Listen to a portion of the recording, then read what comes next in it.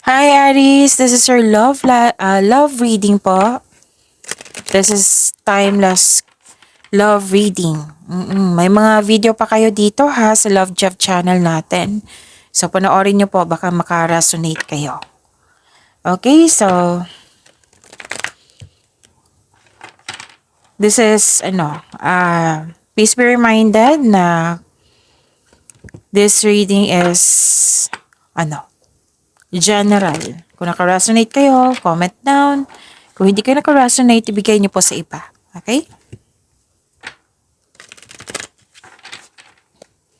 Spirits guide, ano po yung gustong sabihin ng person ni Aries sa kanya? I need 4 cards po. Please give me a second chance.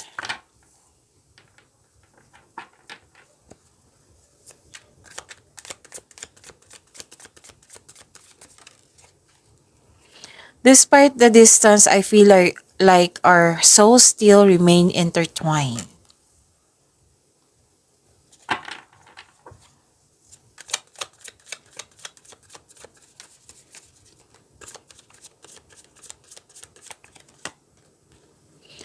We need to let each other go.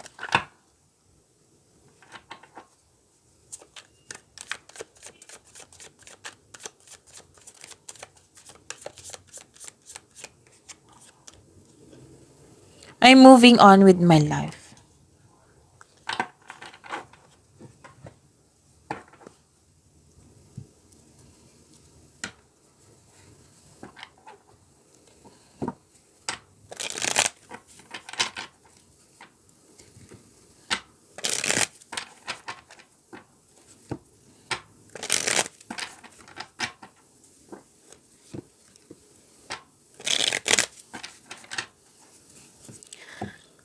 Love life po ni Aries.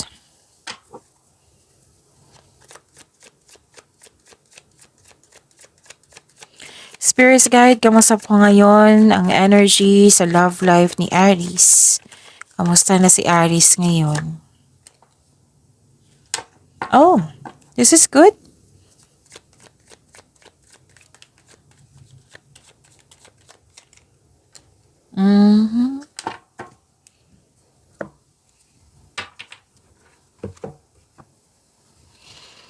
Okay, how are you, Aries? Kamusta kayo? Kamusta yung buhay? Kamusta ang buhay pag-ibig?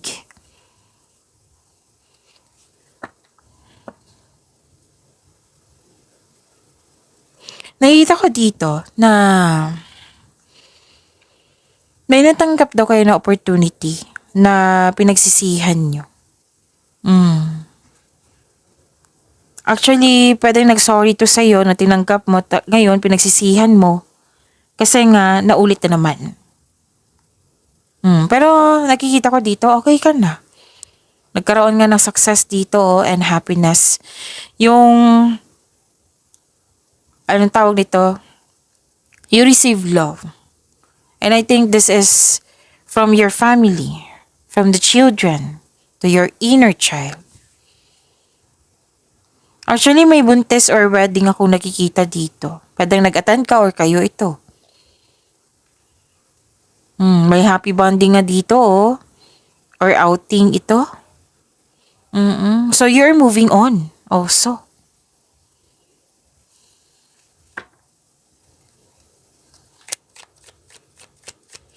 Spirits guide, challenges na ma-overcome ni Aries sa love life nila. Challenges na ma-overcome. Overcome nyo to ha. At least alam nyo kung ano yung mga ma-encounter nyo na kailangan nyo bigyan ng solusyon at aksyon.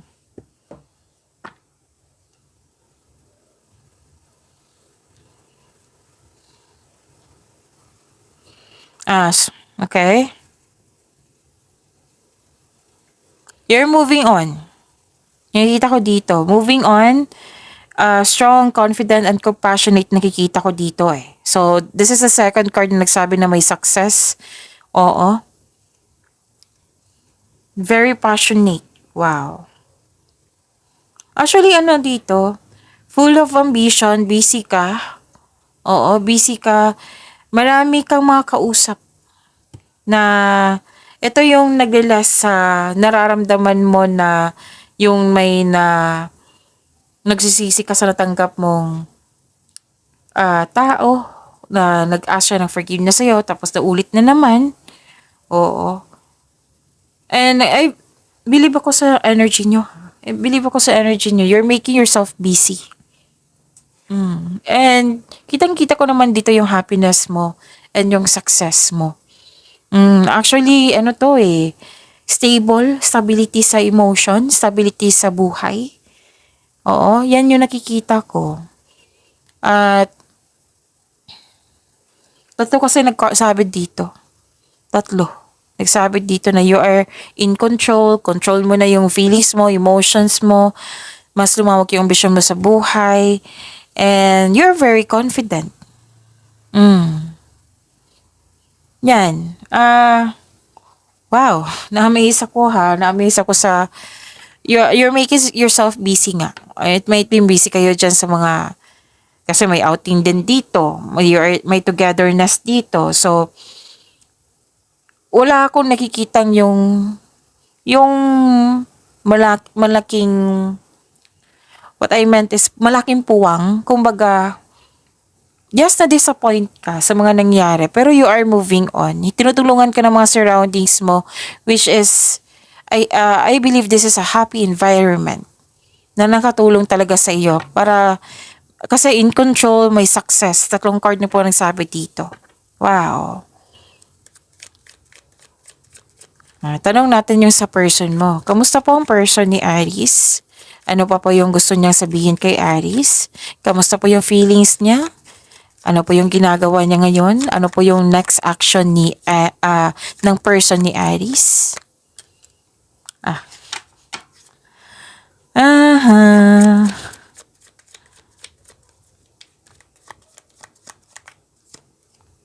So, siya ang may problema. Kayo okay na. I know na what I meant is may problema. You know what, nabilib ako sa inyo. Kasi, alam mong may problema, pero nag-move on ka. Kasi, alam mo kung how to control your emotions. Yung may practicality. Okay, ganyan ka. So, ito na yung nangyari sa atin. Then, okay, move on tayo. Ganun. Wow, Aries ha. Maturity kasi nakikita ko sa inyo eh. Oh, pero yung partner nyo, yung person nyo, may problema. May problema kabaliktaran sa inyo, Aries. Oo, hindi maayos yung tulog, hindi maayos yung pahinga, stress, anxiety, overthinking. Yan, nakikita ko sa kanya. Kaya pala ang gulo niya dito, sa mga sinasabi niya. Laban bawi, laban pawi.